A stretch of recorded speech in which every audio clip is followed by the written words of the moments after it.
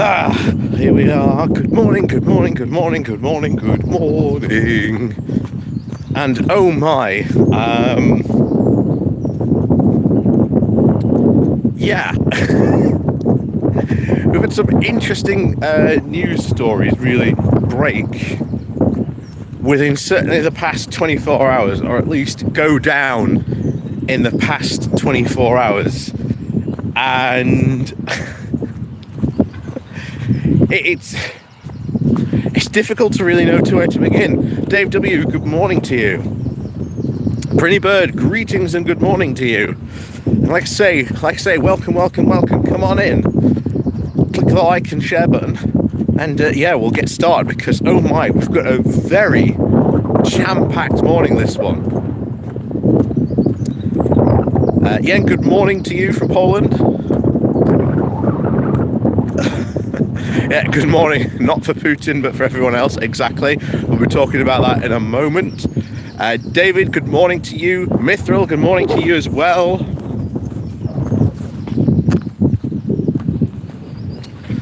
But oh boy, yeah, like I say, click on the like and share button. Sit down because oh boy, have we got a jam-packed morning this playlist today. Whew. And it's insane because most of these stories have really gone down very much in the past 24 hours. But it's unusual to have such a strange news day like this. Mike, good morning to you. Oh, my word. What a morning. What an absolute morning for all this to go down. But let's kick off. Let's kick off. Ah, that explains a lot. Yeah, I thought so. This is why the cows escaped yesterday. It looks like they've trampled down that side of the gate completely. Oh. But Dine, good morning to you from Texas. Good morning to you, or howdy. Like I say, we've got some some ponies. Good morning for the ponies. John, good morning to you. Alex, good morning to you. Morning and rebellion. Yeah, exactly. Exactly. I think this is what we go into first. Hang on, this will just show off the ponies. There you go. Scribbly, good morning to you. But oh boy, so let's go in and over this. Just some background information and what's going on currently in this Ukraine-Russia war, because oh boy.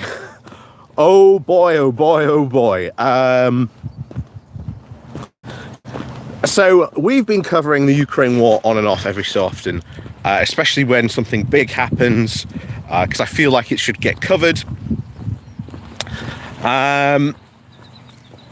But this guy who we're talking about today, Yevgeny Prigozhin, I hope I've pronounced his name right, but who cares, to be honest. But I hope that's as close as I'm going to get.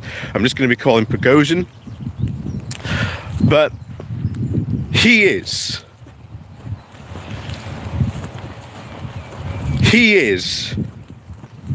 probably one of the most, or what is fast becoming the most craziest of key characters in this whole saga. But if you don't know who this guy is, his history was that he was Putin's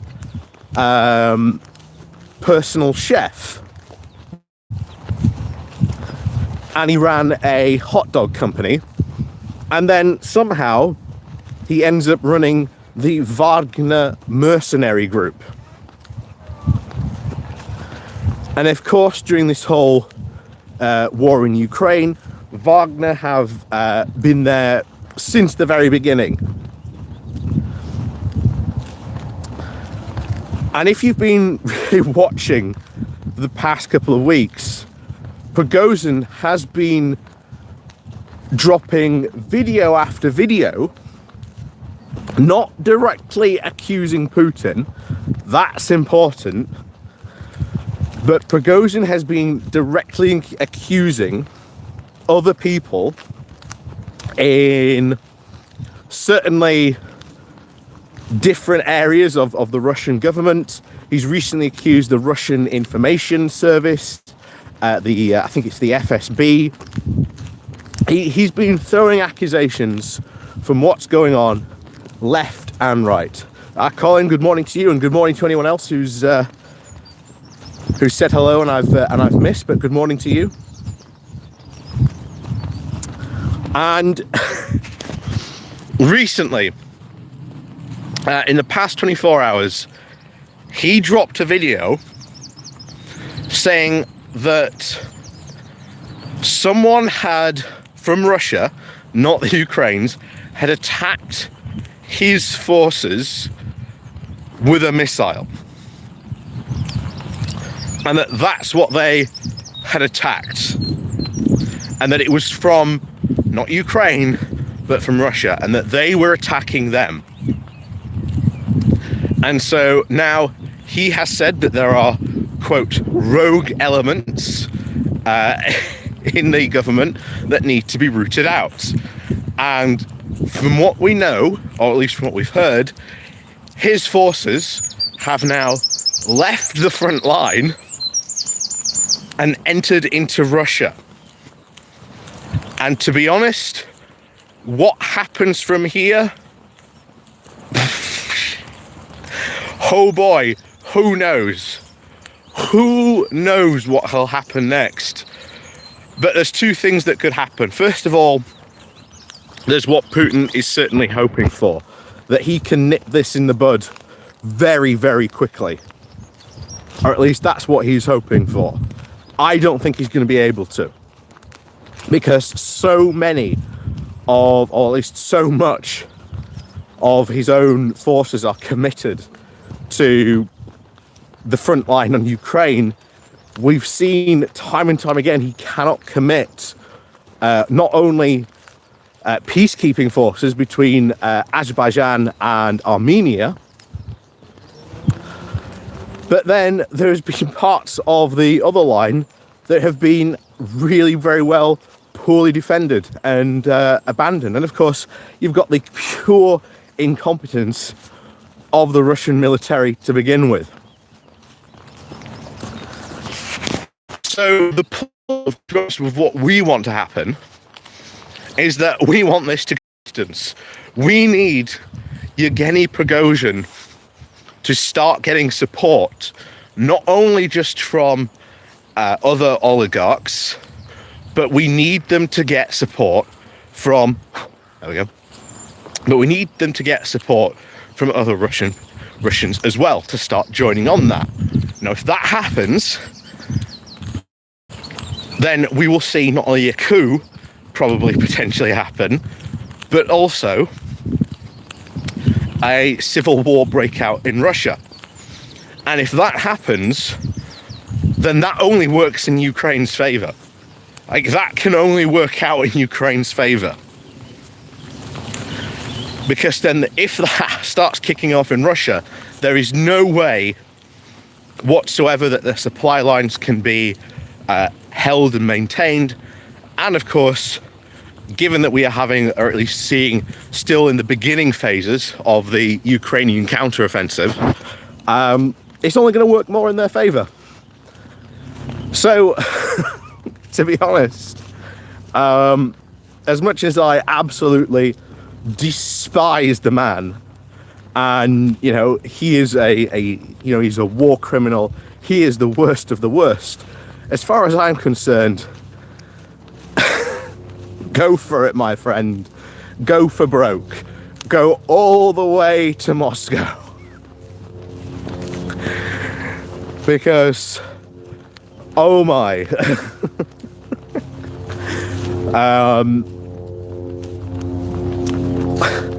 Again, that can only work out in Ukraine's favor. Oh, Cathode G, good morning to you. And Sabine, good morning to you from France. Well, bonjour. And that's about the extent of my French.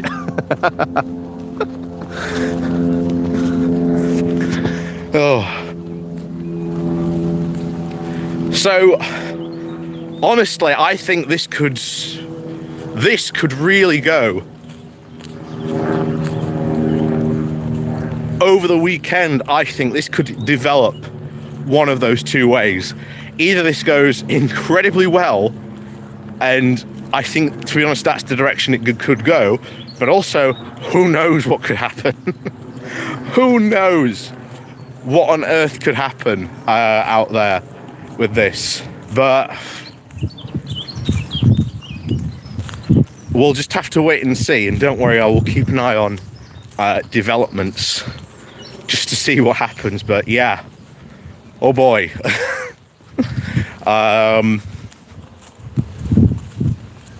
Yep, squeaky bottoms for Vladimir. Yeah, exactly. Exactly. It is crunch time for Vlad, because if he can't put this down quickly, it makes his regime look very, very weak. And of course, the weaker he looks, the more people are likely to side against him. Oh, Andre, good morning to you. You're from Portugal, looking for local bus. Well, good morning to you. Good morning to you. Welcome. Oh, and Leah Games, good morning to you as well. But like I say, good morning to everyone else who's watching. Like I say, please do remember to hit the like and share button while you are here. And like I say, thank you very much for the super chat as well. And yeah, so that's the whole situation out there. What could happen next? I don't know. I highly suspect things could get very, very interesting in there very, very quickly. So we'll keep an eye out and see what happens. We'll keep an eye out.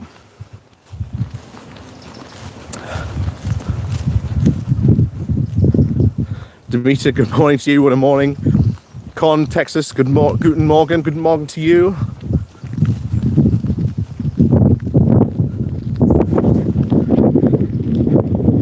But the next one, PE, good morning to you. But yeah, the next story involves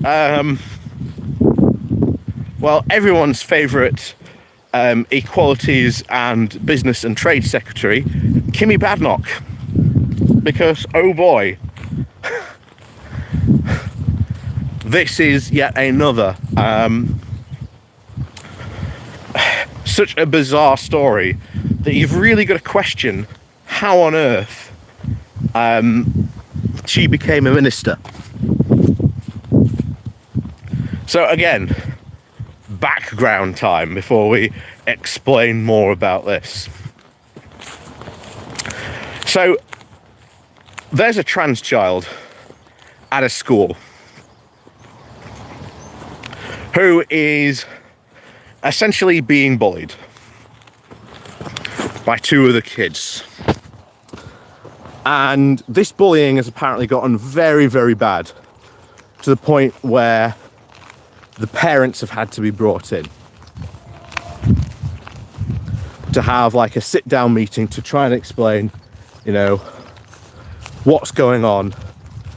Let's try and, you know, put an end to this.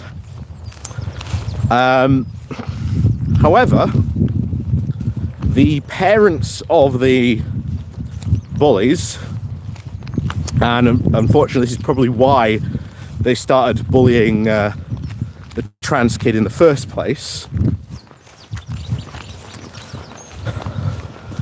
was they're a bit turfy.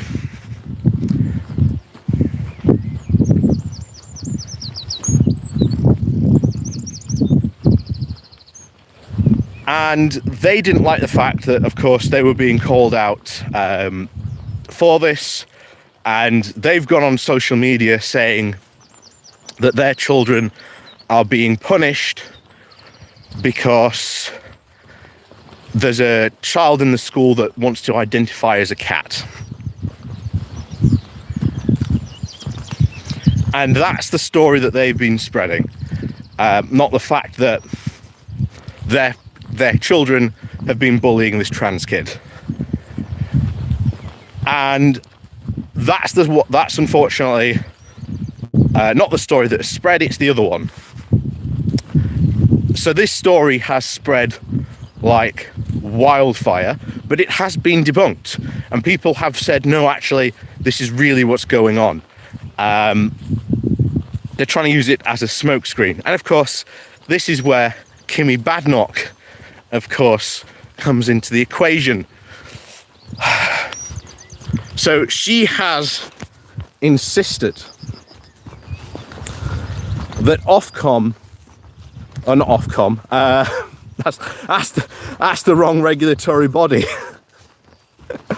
that Ofsted, of course, the regulatory body that's in charge of schools here in the UK. You know, every teacher dreads when, you know, the Ofsted comes for a visit, be it either a surprise or, you know, a known inspection.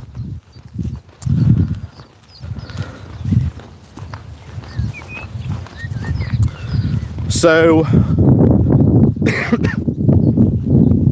she has written to them to basically say, I want you to perform a emergency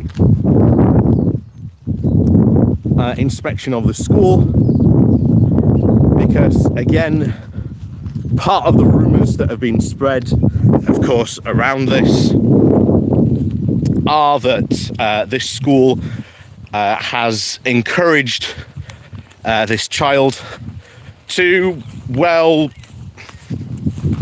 start identifying as a cat. And again, that's not true.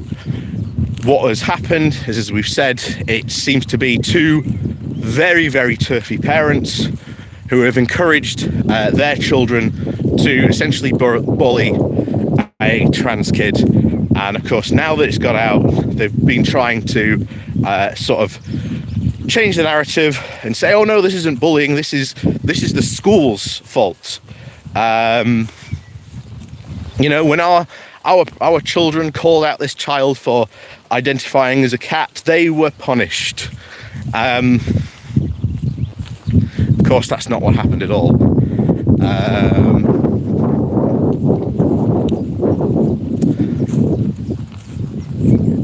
So essentially they've been, and this story has done the rounds to a point where Kemi Badenoch has got involved, and like I say, this story has been seemed to have been very, very much at this point debunked. But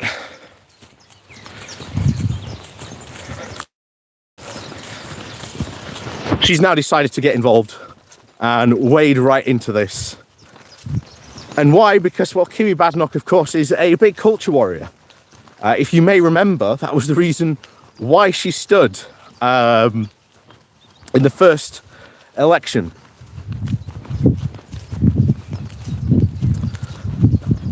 In the first leadership election, that this was what was going to happen about this.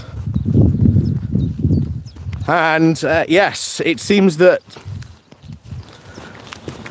she's continuing on this culture warrior mindset, and it's very worrying, to be honest, that such a minister would get to such a degree, like, level, and not even fall for this.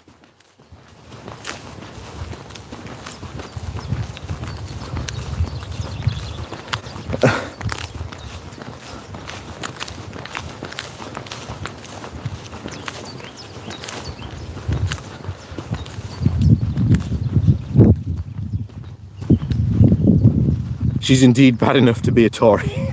Exactly. But I have been told that apparently, I think someone said that it had been wrong. But as far as I was aware, that's at least what the story was. But now someone said, oh no, you've got the facts wrong about that. So now I'm a bit, oh, have I reported the facts wrong a bit there?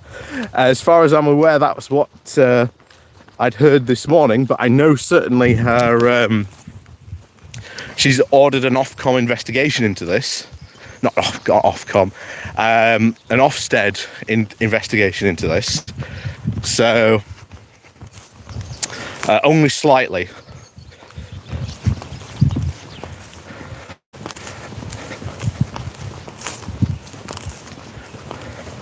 Like I say, I might have to look this up when I get back, just to make sure. You're right, RE, just the Kemi, just the history. Well, like I say, from what I'd heard and seen, it was the parents of the boys essentially trying to react to this. But Otto English's article, right? Okay, I'll make sure I have a look at that when I get back then.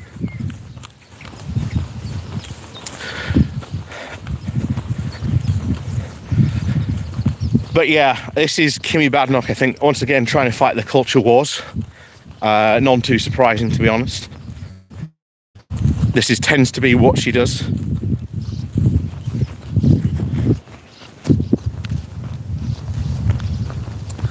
But we'll see what happens in this regard.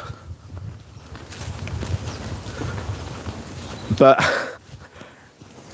I don't think we've seen Ofsted's reaction yet. It'll be funny to see what Ofsted has to say, whether they actually go ahead with this or not.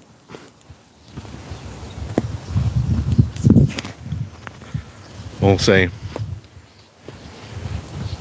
David, we need Wagner to oust the Tories. They're far more liberal.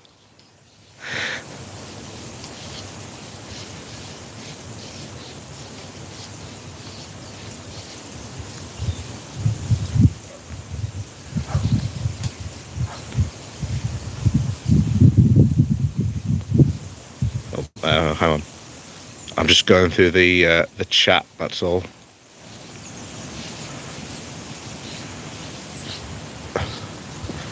The article is called The Dead Cat, and then Transphobic Lies in Byline Times.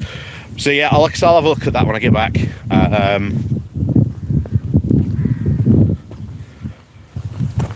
But yeah, it seems that Kemi Badenoch has essentially fallen for what everyone seems to be sort of openly saying, that it's very much a fake story.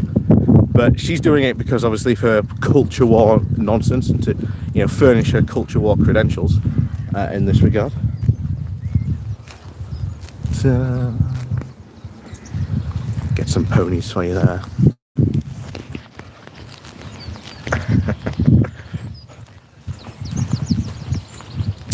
The other thing I wanted to talk about, because someone did mention in the chat, sounds like a Bank of England problem. Well, let's talk about the Bank of England. Now, first and foremost, I am not an economist. I think I've said that before. I am not an economist. You know, it's not my area of wheelhouse. But, you know, I tend to sort of, you know, listen to experts, see what they say. And generally just to see what they have to say about this whole area of what's going on in the UK economy. And there's, to be honest, quite a good few experts out there when it comes to having a look at the UK economy to see what's going on. But recently, the Bank of England has raised interest rates. So they've raised it to 5%. Now, for those of you that have followed this channel for quite a time, you've probably heard me talk about the free market fundamentalists. And most of these free market fundamentalists happen to be Brexiteers.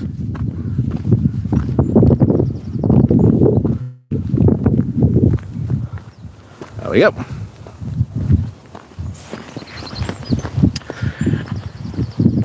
And prior to this current bad economic state that we got ourselves into, these free market economists, or shall we say these free market fundamentalists, shall we say, is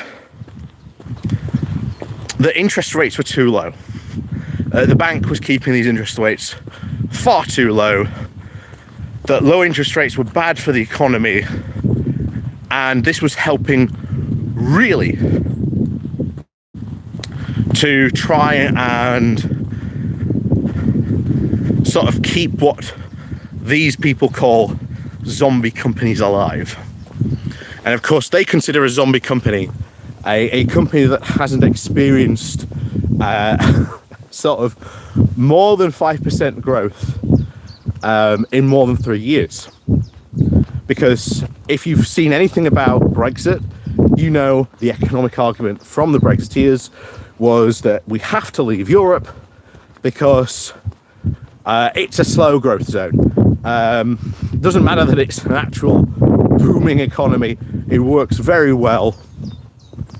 You know, lots of money to be made there. You know, being in sort of Europe, being in the sort of area. And of course, what's happened? Well, they went, well, we don't want to be part of that anymore. This is why we'd rather be part of the, you know, the Pacific Partnership, because look how fast these economies are growing. Look how fast these are growing. Loki's children, good morning to you.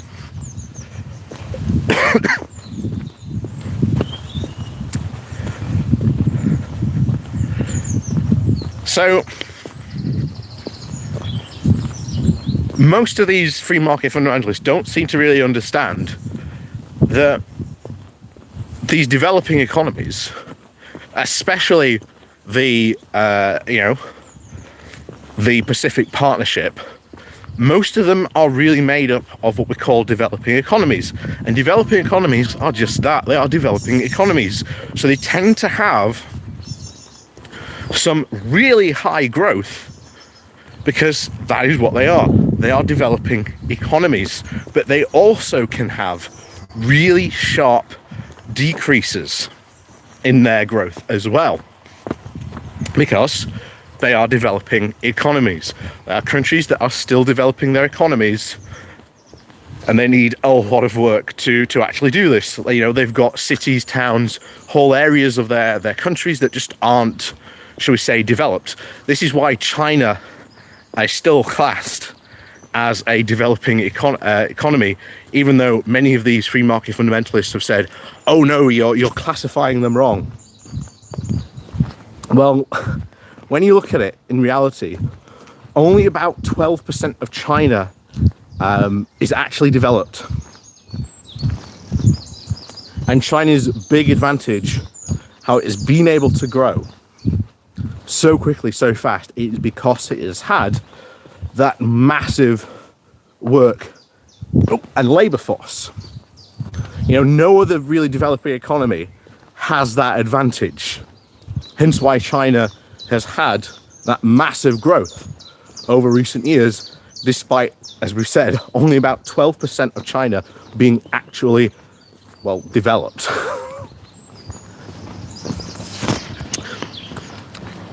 And of course, that's why they wanted to leave the EU. That's why they're so obsessed. Oh, there we go. That's why they're so obsessed with joining the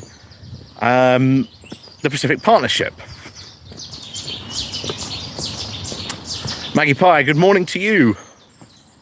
Yeah, the UK is the world's first underdeveloping economy.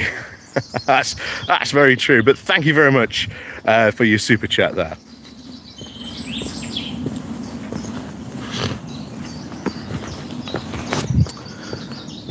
So they are obsessed with this idea that because the UK has had low interest rates for so long, it has not, shall we say, developed the best businesses. Instead, what it has done, it has developed what these free market fundamentalists call zombie companies. And these, again, as we've said, the companies that have not experienced significant growth in 5 years. So that is the definition that these free market fundamentalists use for all of these businesses that have not experienced this growth. But you may have seen very recently, shockingly indeed, that after the Bank of England has now put interest rates up at 5%, and yes, there are other caveats we've seen, like, banks should be passing on this, these high interest rates onto savers, and they're not. They've still got very, very, bad interest rates for savers. There's a ton of other economic stuff going on in the background as well. But the most important thing is all these free market fundamentalists who used to bang on about, having higher interest rates because that would help the economy, that would help end these zombie companies, and then finally, we'd get good companies that could grow.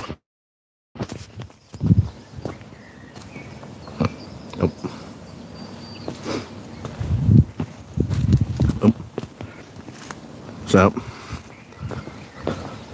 that was their whole idea on this, and that's why they used to bang the drum. But now they've been incredibly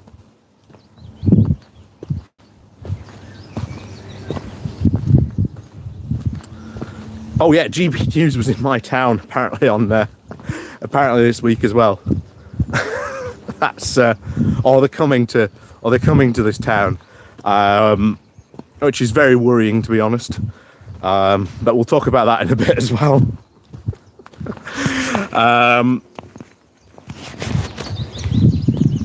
So why all of a sudden are most of these free market fundamentalists who have championed higher interest rates all of a sudden absolutely freaking out? Well, if you've got a mortgage, or at least a mortgage that's linked to inflation, or at least interest rates, you know that this is suddenly a very, very bad time. You've had to start paying, I've heard, £300 to £400 extra for some people. Some people have gotten a little bit better off on their deals. But mainly it's to do with mortgages. And this is because most of these free market fundamentalists have been heavily invested in property for years. And of course, without realizing it, them championing having higher interest rates has now cost them money. It is now costing them their precious growth. And of course, this will have a bigger impact on the economy as well. There is a lot of,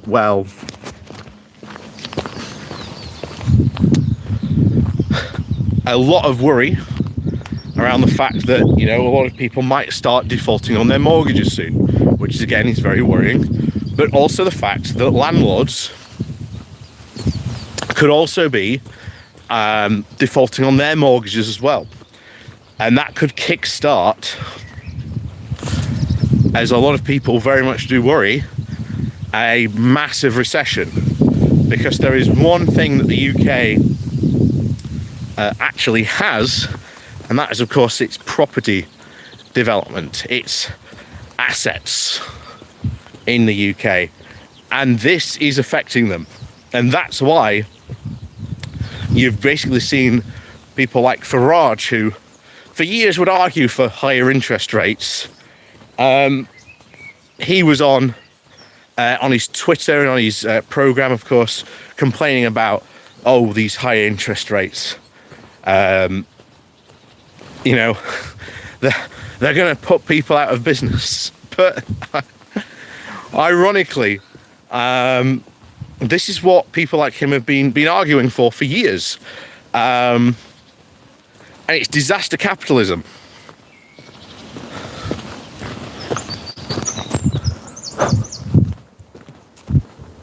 It's disaster capitalism at its finest. It really is.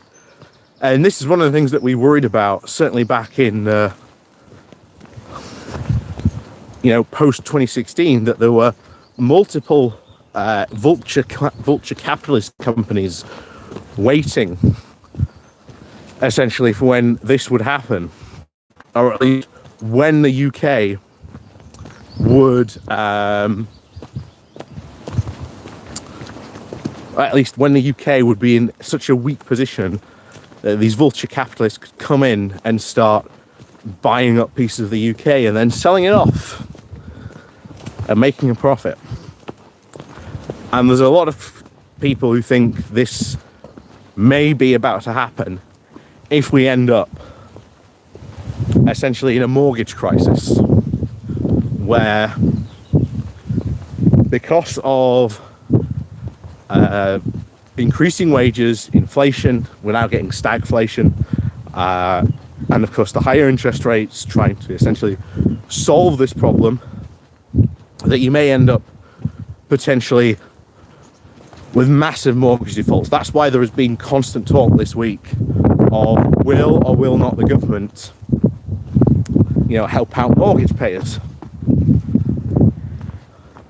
And so far, Rishi Sunak has been adamant that the government is not going to help out mortgage payers.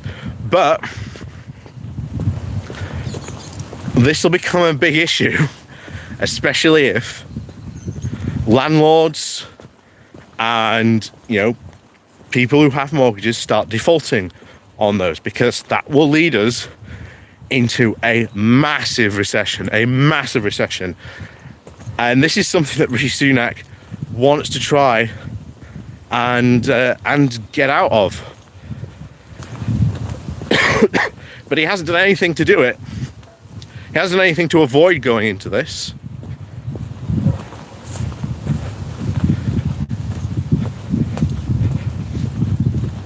Instead, they've just ended up on this path because Rishi Sunak, as I've said before, has done nothing to help drive this, or to at least steer this in a better direction. He's just left it alone. And of course, one of the ways you could at least maybe help inflation, as has been said before,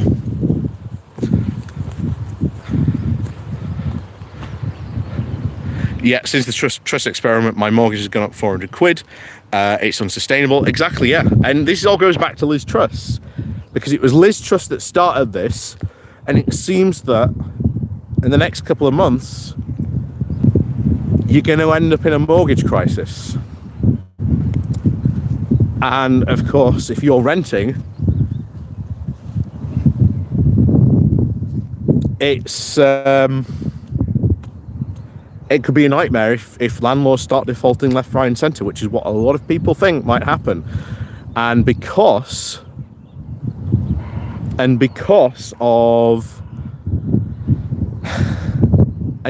these free market fundamentalists have been championing this for years, well, they're also going to be affected, because surprise, surprise, most of these people are landlords. So it's affecting their business model as well. But we'll see what happens on this in that. But that is the unfortunate situation in the UK. I think we are probably heading for a mortgage crisis. And like I say, I think you're going to see people basically just start defaulting on their mortgage left, right and centre. Because inflation is not going down, as Rishi Sunak might like to say. It seems to be going the exact opposite direction. And most of that has been because of the massive labour shortage, the labour crisis that we have been seeing. So Rishi Sunak has a very big political problem at the moment. He can either ease immigration rules and start letting more people into the country, which lets more people into our labour market, which will again start to ease inflation, will start to ease, start to slow down rising wages, or he can try and help out in the mortgage area. And the thing is, as we've said before, because the Tory party is so split, neither side wants to do that. Neither side wants to do those two things. And they are going to end up, I think, walking into another massive economic crisis of epic proportions. And I can't tell you how bad it's going to be, but I can tell you it's going to be very bad for a lot of people out there. Of course, that is the worrying scenario.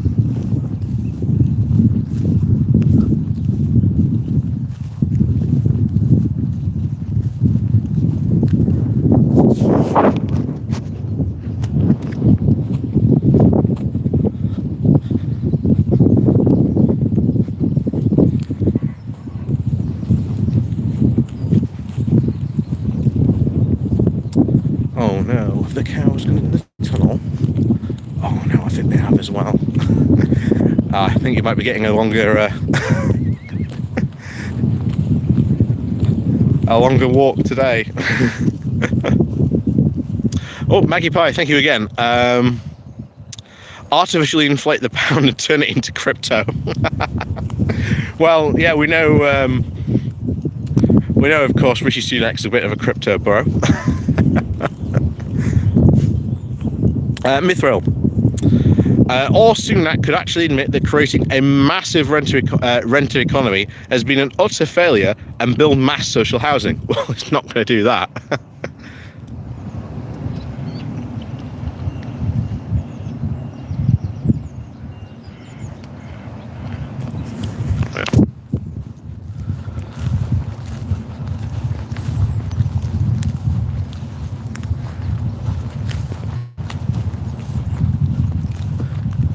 Oh no, I think they are. I think they've all crammed into there. All crammed into the tunnel. So I can't see them there. Oh no. Oh well. Good news for you, you get probably a bit of an extra longer walk this morning. Because I think I'm not going to be able to get through the tunnel. We'll have a look in a moment. But for those of you who missed out on the beginning, looks like fun times in Russia. As Yevgeny Prigozhin, the head of the Wagner mercenary group, seems to be in full revolt. Not against Putin, might add you, he's against those who are advising Putin, saying that they are the ones who have led him astray. And yeah, I don't think I'm going to be able to get through. Oh dear. Oh dear, yeah.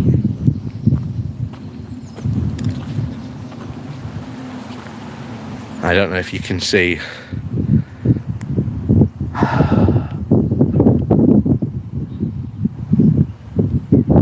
Can't even get around that. I was trying to think, which way can I go now? Oh.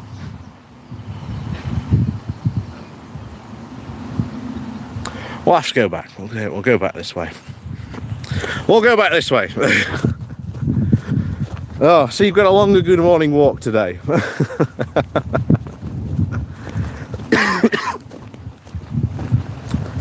Oh me, oh my.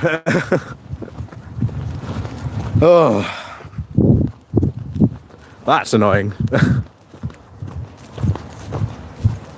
Hope you get an Apple Watch to record your walk.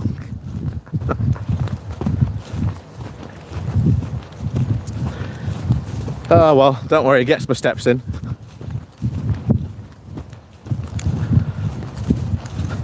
And besides, I like walking anyway, so yeah. Yeah, tunnel is out of the wind.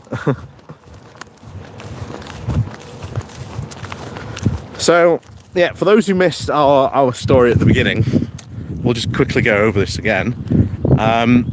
Yevgeny Prigozhin, who was essentially the ex-chef of Vladimir Putin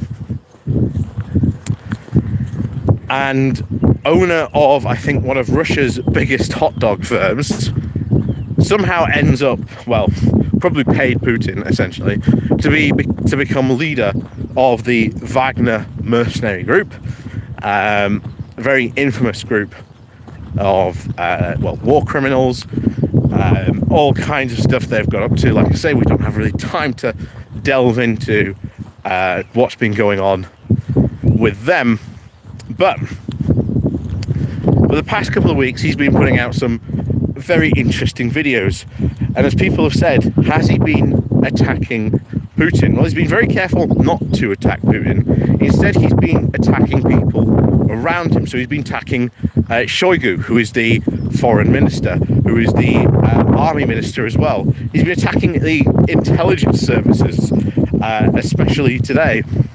And then, in the last 24 hours, came the biggest news, of course, of all. He made the claim that he and his soldiers have been attacked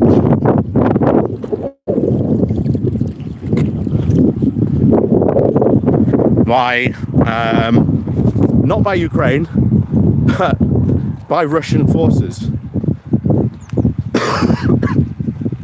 And as a result, he has now moved his troops from Ukraine into Russia, and I think they've occupied a Russian airbase. So, as I said before, I think there's two ways this could go. There's certainly the way that Putin wants this to go, which is to be over as quickly as possible. Because the longer this goes on, the weaker Putin and his regime look. So they're going to want to try and end this as quickly as they can. Because if they can't, then, well, Prigozhin gets more support. More people join him. People think, well, maybe now it's the time to sort of, well, rise up against Vladimir Putin. There is a ton of stuff that could potentially happen. And as I said before, I think it all happened very, very quickly.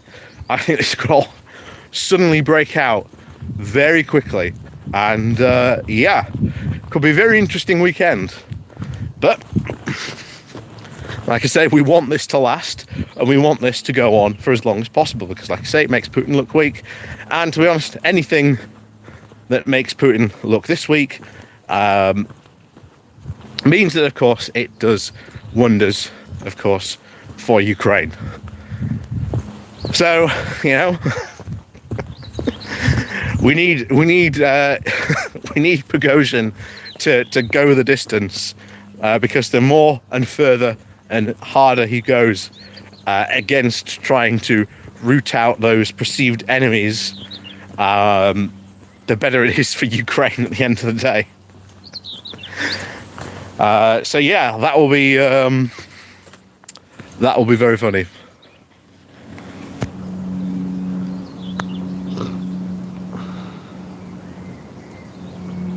So they claim to have taken the Rostov-on-Don, which is the strategic center for the Russian forces in Ukraine, with plenty of equipment, and according to Bro of the Fifth Column.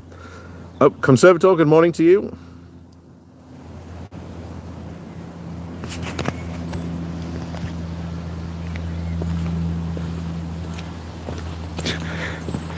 So yeah, it's not a good day. It is not a good day for Vladimir Putin, that's for certain. And yeah, I think the more this happens, the weaker Putin looks. And eventually, you know, someone might think, well,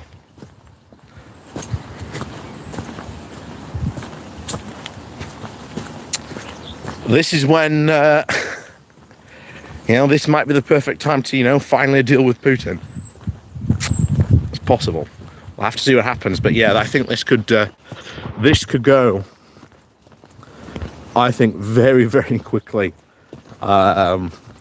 Certainly a maybe very fast-moving, developing situation. That's for sure.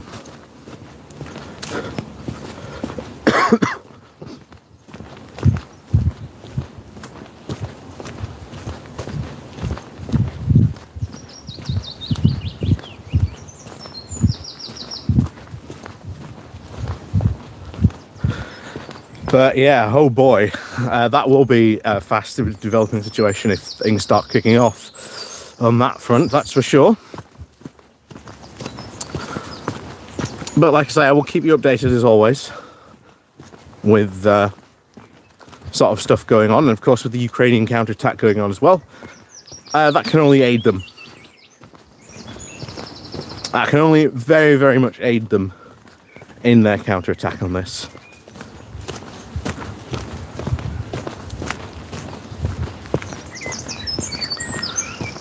Oh.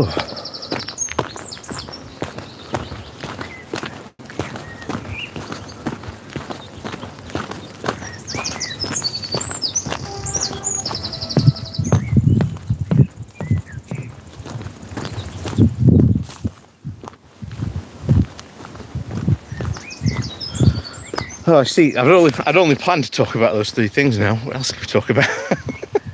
Oh yes, we'll talk about once again, weak little Rishi Sunak, or little Rishi, because my God, the man still cannot get rid of Boris. He's been given a golden opportunity to which anyone else would have taken that opportunity and thrown Boris Johnson to the complete curb, and yet he still chooses not to.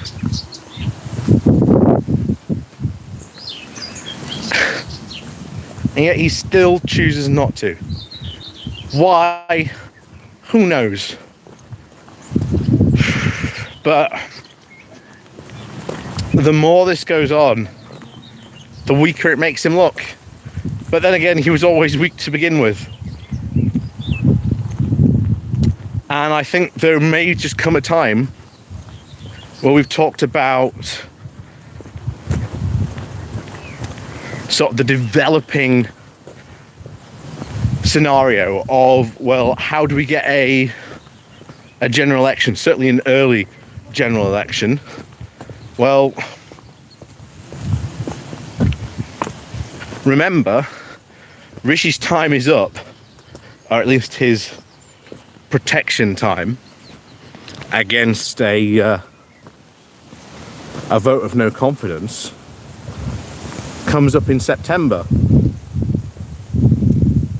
So if the Conservatives feel that Rishi Sunak has done an absolute awful job, and bear in mind he's failing on all of his 5 pledges,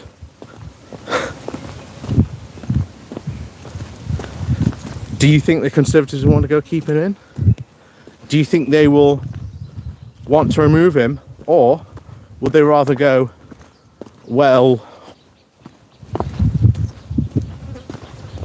let's just go for a general election instead and just end it a different way? Because I think that's where the stage even the Conservatives are getting to, that they know that they even can't continue on like this. As I described it this week as well, it is a complete zombie parliament. It cannot come up with solutions. Take, for example, the potential developing mortgage crisis that we've got going on at the moment. Like I say, if that breaks out, well,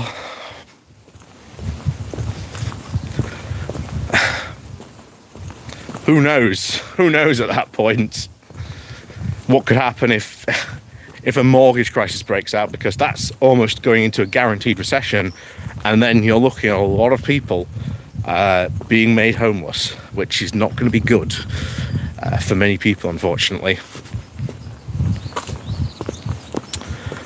But that is the reality, unfortunately, for the UK and the UK economy. And the only way Rishi Sunak could solve it is, well, either A, needs to provide mortgage support. We said he's not going to provide that. He's already ruled that out because the Conservatives don't want to do that, especially if you may remember during COVID, well, the government did provide financial support to people. You had many Conservatives running around saying that Rishi Sunak is proving that socialism works. That, you know, if you give money to people, you know, you're proving that socialism works. And you're like, okay. Oh. Mithil, you're leaving? Go, goodbye, have a good day. Like I say, I've had this good morning walk's been extended a bit. What will happen to the UK with its own financial crash if there's a global one?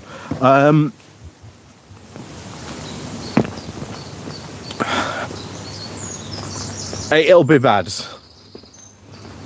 It will be very, very bad.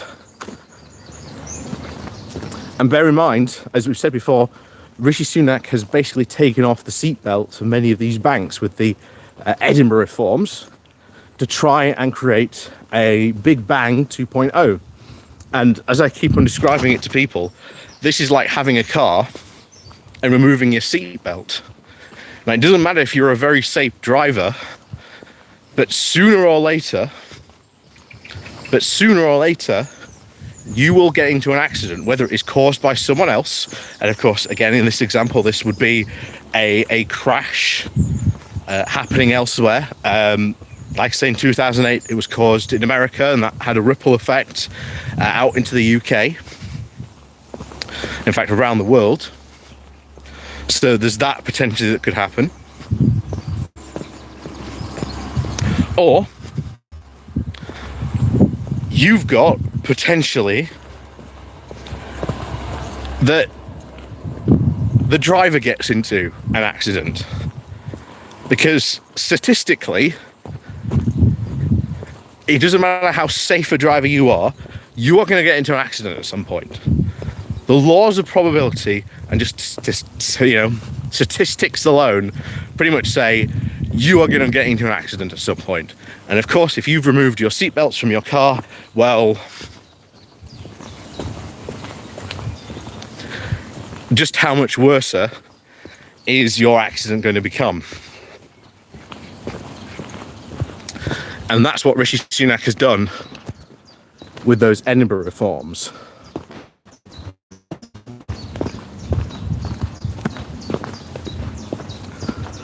So the more that happens, the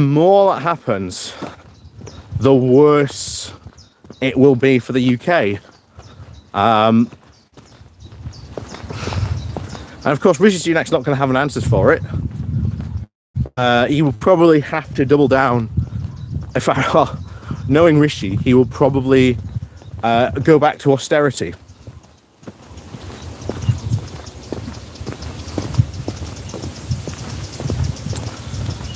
So in fact, I think that if there is a global financial crisis, which again will ripple into the UK, just as, you know, global financial crises tend to do, we'll find ourselves hit really badly.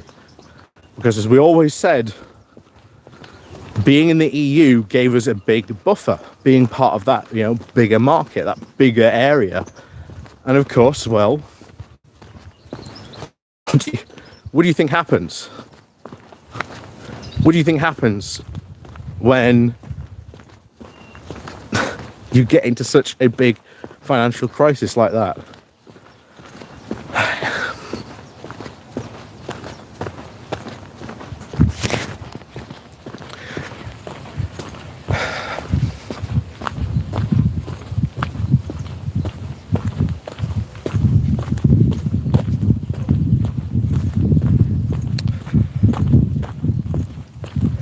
So something I think is going to come along I think something's going to come along sooner or later, and I think it'll either be the Tories will have had enough, and they'll have said, you know what, time to let's just end this.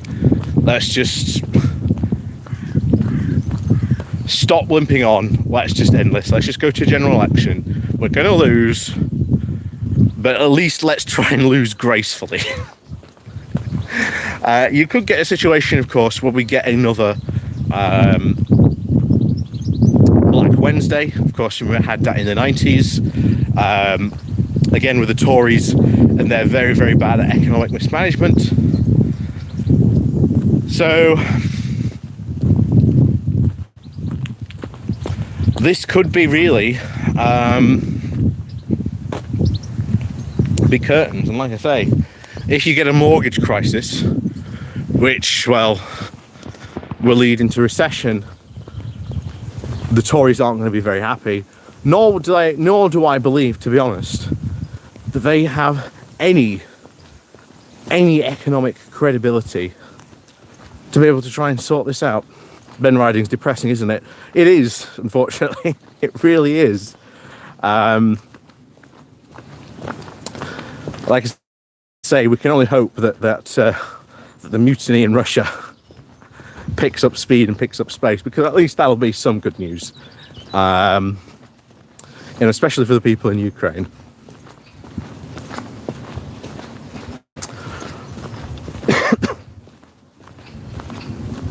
Sphinx Cat. So, why is Farage blaming the Tories for the Brexit failures when he has actually helped get the Tories an 80-seat majority and not contesting during the 2019 election? Can someone explain this?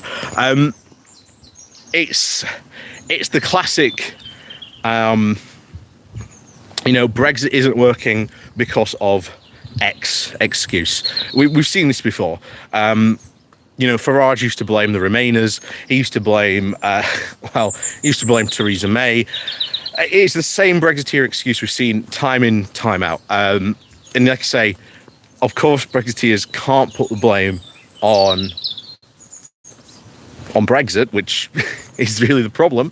That's what's causing all these problems. So, of course, you have to blame someone else. And Farage is now trying to say, well, look, it's the Tories at fault. In fact, today we go over a big piece in Conservative Home, which will be up at about 12 o'clock today, explaining all that, Sphinx Cat. So, yes, if you stick around the channel at about 12 o'clock, you'll see my video come out about that. Like I say, it's quite long because I think it gets quite involved, but it's exactly what I said there, very neatly summarised, that, Farage is blaming the Tories because, well, he has to blame someone. Otherwise, if he told the truth and said, well, actually, Brexit is to blame for all this, then, he is Mr. Brexit at the end of the day.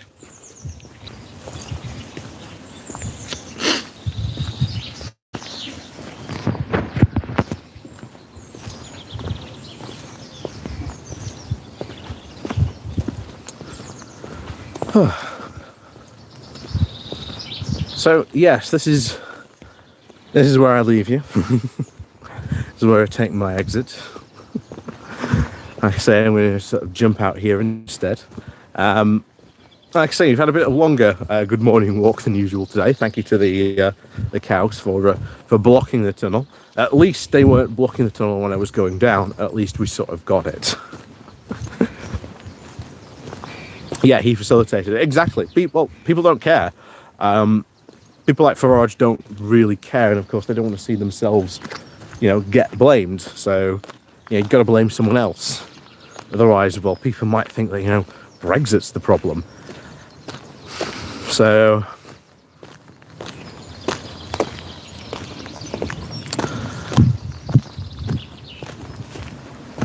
like I say, they will never, ever blame Brexit, because they've got to blame someone else for it. But, tell you what, we'll leave you with this. We've got some goat action for you.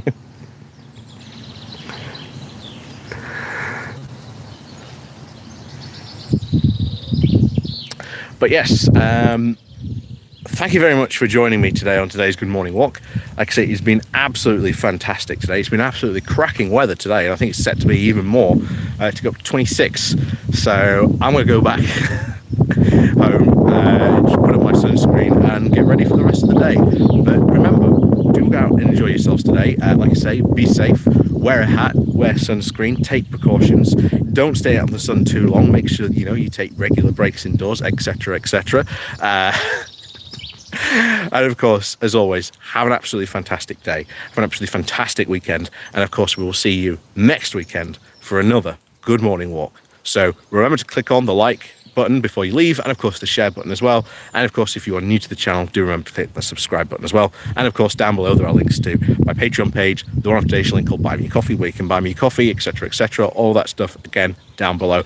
So as always, guys, we will see you very soon for another Good Morning Walk.